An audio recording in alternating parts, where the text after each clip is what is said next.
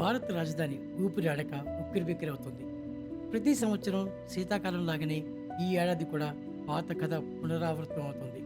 ఒక పక్క పెరిగిన చలికి తోడు ధూళి నిండిన పొగలాంటి గాలి, కాలుష్య ఉద్గారాలు, పొరుగున ఉన్న పంజాబ్, హర్యానా లాంటి వ్యవసాయ ఆధారిత రాష్ట్రాల్లో అక్రమంగా సాగుతున్న కొయ్యకాళ్ళ దహనం అన్నీ కలిసి అతి తీవ్ర వాయు కాలుష్యంగా పరిణమించాయి. వారం రోజులుగా ఇదే పరిస్థితి కొనసాగుతూ ఉండడం, వాయు నాణ్యతా సూచిక సోమవారం గరిష్టంగా దాదాపు 500 మార్కులు చేరడంతో సుప్రీంకోర్టు జోక్యం చేసుకోవాల్సి వచ్చింది. స్కూల్ పిల్లలకు భౌతికంగా తరగతులు నిర్వహించవద్దని ఆదేశాలు ఇవ్వాల్సిన పరిస్థితి వచ్చింది.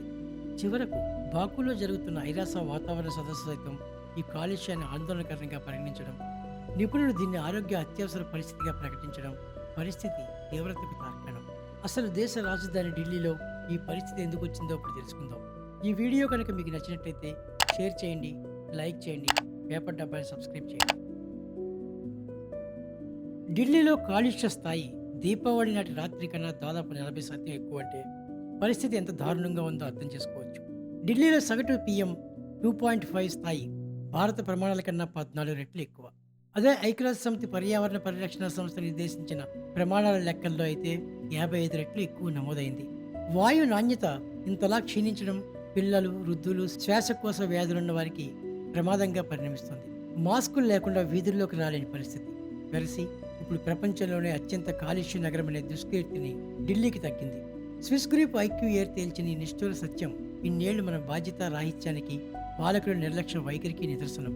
ఆ మాటకొస్తే 2018లో కానీ గడిచిన 23లో కానీ ఏడాదిలో ఏ ఒక్కరోజు ఢిల్లీలో స్వచ్ఛమైన గాలి లేదని రికార్డులు చెబుతున్నాయంటే ఏమనాలి?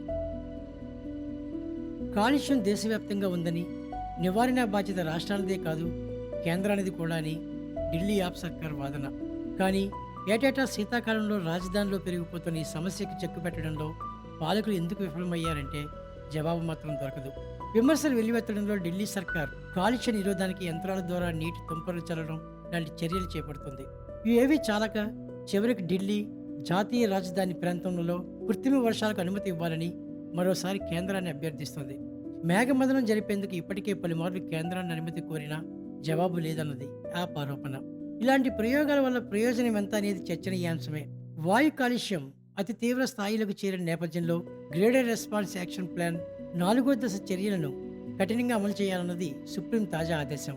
పాఠశాలను మూసివేయడం, ఆఫీసుకు రాకుండా ఇంటి వద్ద నుంచే పనిచేయడం, పరిశ్రమల మూసివేత లాంటి చర్యలన్నీ 4వ దశ కిందకు వస్తాయి. ముప్పు ముంచుకొస్తున్న 3వ దశ, 4వ దశ చర్యల్లో అధికారులు ఆలస్యం చేశారంటూ సర్వోన్నత న్యాయస్థానం చివాట్లు పెట్టింది. తదుపరి ఆదేశాలు ఇచ్చే వరకు షరతులు అమలు చేయాల్సిందేనని కోర్టు చెప్పాల్సి వచ్చిందంటే అధికార యంత్రాంగం అలసత్వం ఏ స్థాయిలో ఉందో తెలుస్తుంది. నిద్ర లేచిన ప్రభుత్వం ఇప్పుడిక గ్రాప్ 4వ దశ కింద వాహనాల రాకపోకలు, భవన నిర్మాణ కార్యకలాపాలపై షరతులు విధించింది. అయితే దీంతో ఢిల్లీ, పంజాబ్, హర్యానాలో దాదాపు 34 లక్షల చిన్న మధ్య శ్రేణి సంస్థల్లో ఉత్పత్తి దెబ్బతిన్నది. అంటే కాలుష్య పాపం ఆరోగ్యాన్నే కాక ఆర్థికంగానూ కుంగదీస్తుందన్నమాట. सांस फूलता है, मेरा खुद ही सांस फूल रहा है, आँख में जलन, नाक में जलन, गला में एकदम पूरा चुपचुपाहट हो रहा है, हालत है.